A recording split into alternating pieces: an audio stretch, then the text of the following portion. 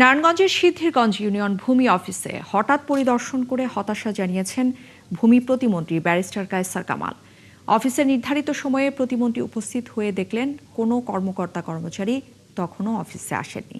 পরে তিনি সাংবাদিকদের জানিয়েছেন, অফিসে যারা অনিয়ম করে তাদের বিরুদ্ধে কঠোর হবে সরকার। হাবিবুর রহমানের তথ্য এবং ছবিতে প্রতিবেদন।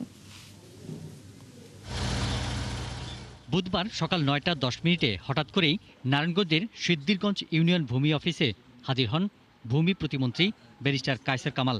তিনি দেখলেন অফিসের নির্ধারিত সময় পার হলেও কোনো কর্মকর্তা কর্মচারী তখনও উপস্থিত হননি। কাউকে না পেয়ে প্রতিমন্ত্রী প্রায় আধা ঘন্টা অফিসের বারান্দায় বসে অপেক্ষা করেন। পরে ফোন করে কর্মকর্তাদের আনা হয়। ভূমি অফিসের এমন পরিস্থিতি দেখে আশাহত তিনি। অসন্তোষ প্রকাশ করে ভূমি প্রতিমন্ত্রী বলেন, এ ধরনের ঘটনা অনাকাঙ্ক্ষিত। দায়িত্বে অবহেলা করলে কঠোর ব্যবস্থা নেওয়া হবে। প্রধানমন্ত্রী জনাব তারেক রহমান সাহেবের নির্দেশে আমরা এই বিষয়গুলো অ্যাড্রেস করছি। আজকে এই ভূমি অফিস আমরা পরিদর্শন করেছি, কম বেশি রেগুলারিটিস আছে। আর সবচেয়ে বড় কথা যেটা, ভূমি অফিসের যারা সেবাদানকারী কর্মকর্তা থাকেন তাদের সাথে সেবা গ্রহীতাদের একটা ব্যাপক গ্যাপ কাজ করছে।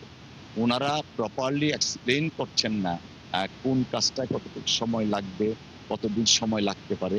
মানে আমাদের যে প্রথাগতভাবে যে একটা আমলাতান্ত্রিক মনোভাব, সেইটা এখনো বিরাজমান। পরে ভূমি অফিসে আসা কয়েকজন সেবাগ্রহীতার বক্তব্য শুনেন তিনি। তারা বিভিন্ন সমস্যা ও দুর্ভোগের কথা উল্লেখ করেন।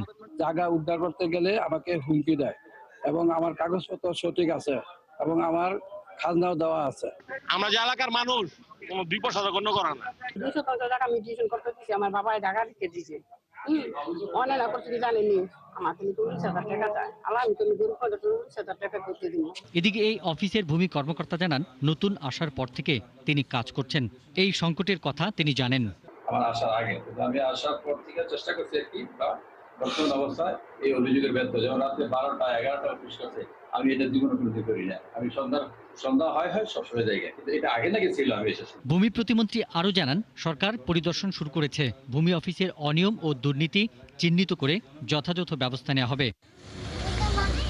পিন্টু হাজং, ৭১।